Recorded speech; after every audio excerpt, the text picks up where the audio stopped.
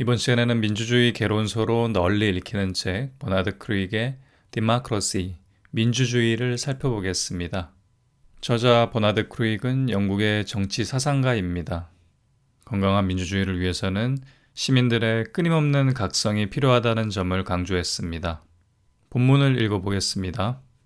Many meanings, 여러 의미, attached to the word, 이 말에 붙어있다. The word democracy, 민주주의, 민주주의라는 말에는 여러 의미가 붙어있다. The word is what? 그 말은 뭐냐 하면 Some philosophers, 여러 철학자들, 여러 사상가들이 have called, 이렇게 불렀던 an essentially contested concept, 본질적으로 논란이 많은 개념, contested, 서로 경합하는, 논쟁거리가 많은 그런 개념이라는 것이죠. 민주주의라는 말이요. 그리고 부연 설명이 나오는데요. One of those terms.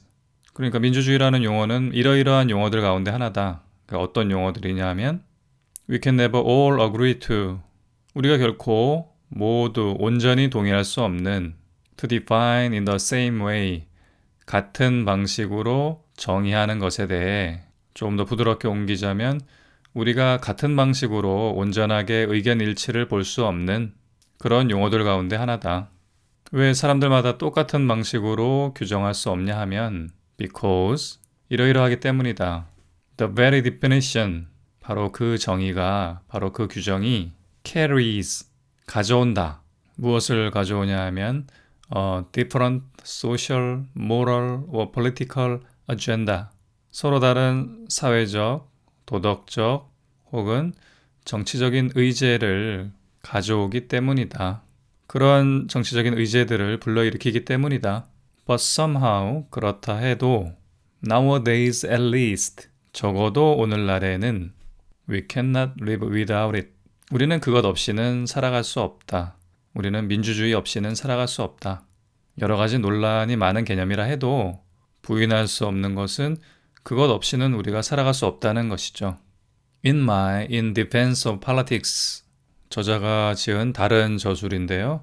정치를 옹호하며, 국내 번역본 제목은 정치를 옹호함입니다. 나의 저술 정치를 옹호함에서 40 years ago, 40년 전에 지은 저술 정치를 옹호함에서 reified, 구체화했다, 구체적으로 기술했다. 민주주의라는 개념을 구체적으로 기술했다는 뜻이겠네요. This most promiscuous word, 이 가장 까다로운 용어, 이 가장 변화무쌍한 단어, 민주주의죠.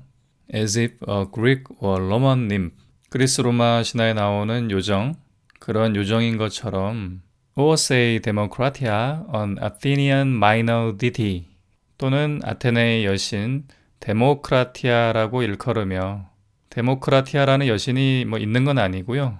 그렇게 비유적으로 일컬었다는 것이고, 민주주의에 해당하는 원래 그리스어가 데모크라티아잖아요.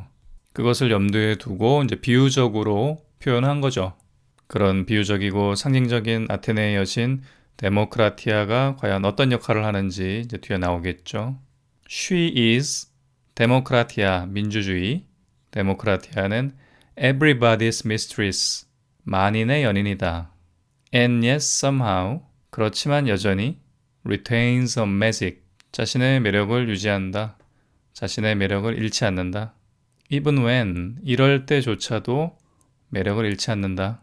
A lover sees, 그 데모크라티아를 사랑하는 사람, a lover, 그 사랑하는 사람이 볼 때조차도 무엇을 보는 거냐 하면 that her favors are being, favors, 선호, 좋아하는 마음, her favors are being, 그 중간에 들어간 in his light, 그의 입장에서는 이건 일단 빼고요. Her favors are being illicitly shared by many another. 이거 먼저 살펴보겠습니다. 여기서 favors는 사랑하는 사람들끼리 갖게 되는, 연인들끼리 갖게 되는 그런 선호하는 마음이잖아요. 그런 마음들을 are being shared, 나눈다는 겁니다. 어떻게 나누냐 하면 illicitly, 부정하게. 누구랑 나누냐 하면 by many another, 아주 많은 타인들과. 그러니까 비유적으로 보면은 사랑하는 사람, 그 두 사람끼리만 좋아하는 감정을 공유해야 하는데 내가 사랑하는 여인이 막 다른 남자들한테 그 마음을, 자기 마음을 막 나눠주고 공유한다는 거죠. 그래서 그 앞부분에 everybody's mistress, 만인의 연인이라는 표현을 쓴 거죠. 그러니까 다시 돌아와서 아까 생략했던 부분 in his light, 그 데모크라티아를 좋아하는 남자의 입장에서 보면 illicitly shared죠. 부정하게 공유되는 거니까요. 그렇지만 여기서 부정하다는 것은 나쁜 뜻이 아니죠. 그렇게 만인의 연인이 되는데도 retains some magic, 자신의 매력을 유지하니까요. 매력을 잃지 않습니다. 민주주의의 본질이 그거 아닙니까? 많은 사람들이 참여하면 참여할수록, 사랑하면 사랑할수록 더 가치가 높아지는 거잖아요. 반대는 뭡니까? 사랑을 독점하는 거, 그게 독재죠. 참주정이고요. 계속 읽어보겠습니다. 플라톤, of course, detested democracy. 플라톤은 물론 민주주의를 혐오했다. 우리가 이제 짧은 지문만 읽기 때문에 그런데 전체적인 맥락으로 보면은 그 혐오라고 하는 것이 꼭 나쁜 뜻만은 아닙니다. 민주주의가 품고 있는 본질적인 위험성, 가능성, 그런 것들을 이제 경고했다는 의미예요. 자, 어떤 식으로 경고했냐면 계속 읽어보겠습니다. To him, 플라톤에게는 it was, 민주주의라고 하는 것이, 민주정이라고 하는 것이 the rule of 독사. 독사는 사람들의 의견을 가리킵니다. 사람들의 평가, 평판이라는 뜻도 있습니다. 요즘 용어로 치면은 여론 같은 거예요. 맥락상 뜻을 파악하자면 변덕스러운 여론, 사적인 의견, 뭐 그런 뜻입니다. 플라톤이 보기에 민주주의는 의견의 지배, 그러니까 의견이 지배하는 그런 정치 체제였어요.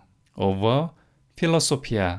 필로소피아는 참다운 알미니까 지혜 정도로 하겠습니다. 지혜를 거스르는 의견의 지배였다. 필로소피아는 지혜에 대한 사랑이라는 뜻이죠. 소크라테스와 동시대를 살았던 소피스트들은 지를 자신들이 소유할 수 있다고 믿었어요. 지식과 진리를 자기들이 소유할 수 있다고 믿었고 사람들에게 적극적으로 그 실용적인 지식을 전파했죠. 그렇지만 소크라테스는 지식은 우리가 소유할 수 있는 것이 아니고 저기 아득히 닿을 수 없는 먼 곳에 있기 때문에 우리는 끊임없이 그 지혜를 갈망하고 사랑할 수밖에 없다고 생각을 했습니다. 그러니까 우리의 노력에 따라서 계속 끊임없이 발전할 수 있을 뿐이지 확정적으로 소유할 수 있는 건 아니에요. 소크라테스가 평생 가장 많이 했던 말이 모른다였습니다. 당시에 가장 현명한 사람이라고 일컬어졌던 그런 인물이 말이죠. 그가 그렇게 모른다는 말을 자주 했던 것은 진리에 닿는 길이 그렇게 멀고 험난하다는 것을 알리기 위함이었겠죠. 그런 맥락에서의 필로소피아입니다. 그 지혜를 거스르는 독사, 의견의 지배였다. 필로소피아가 지배하는 그러한 정치체제를 플라톤은 철인정이라고 불렀죠. 지혜를 갖춘 철학자들이 통치하는 그런 체제예요. 여기 독사와 필로소피아는 그리스어인데요. 이 그리스어에 대응하는 영어 표현이 그 다음, of 다음에 나오네요. of opinion, of knowledge. 독사에 대응하는 단어가 opinion, 의견이고요. 필로소피아, 철학적 지혜, 철학적 지식에 해당하는 단어가 knowledge네요. 다시 한번 조금 더 자연스럽게 번역을 해보겠습니다. 플라톤에게 민주주의란 철학적 지혜를 거스르는 의견의 지배였다. The Greek for rule, 지배에 해당하는 그리스어는 was 크라토스였고 and demos was the people. 그리스어 데모스는 민중에 해당하는 말이었다. 지배에 해당하는 그리스어는 크라토스였고 민중에 해당하는 말은 데모스였다.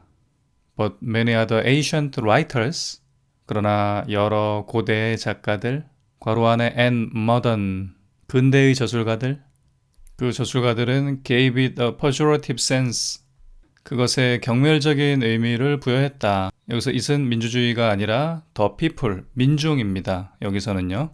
민중이 지배한다는 것이 민주주의인데 그 민중이라는 말에 고대와 근대의 저술가들은 경멸적인 의미를 부여했습니다. 그 민중은 simply the majority, 그저 다수에 불과합니다. as the mob, 떼거리라는 뉘앙스입니다.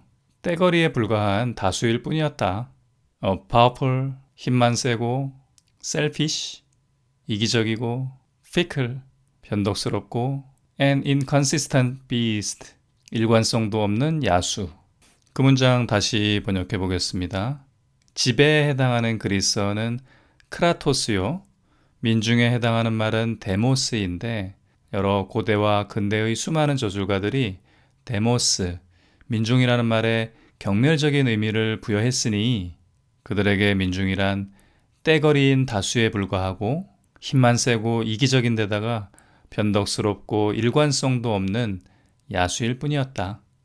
플라톤은 소크라테스의 입을 빌려 민주주의를 말합니다. 민주주의가 갖고 있는 본질적인 약점, 위험성을 경고하죠. 플라톤은 지식과 도덕성을 갖춘 철인왕이 통치하는 그러한 체제가 가장 바람직하다고 생각을 했습니다.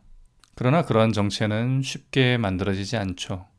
우리가 진리에 쉽게 닿을 수 없는 것처럼 말이죠. 소크라테스가 필로소피아, 지혜에 대한 사랑을 추구했듯이 우리가 민주정을 더 나은, 조금씩 더 나은 정체로 발전시킨다면 민주주의라는 정치 이념을 조금 더 바람직한 방향 쪽으로 조금씩 밀고 나간다면 플라톤이 말한 철인 정치의 그 수준에는 닿지 못한다 해도 적어도 같은 방향, 같은 바람직한 올바른 방향을 바라보게는 될 겁니다. 마칩니다. 고맙습니다.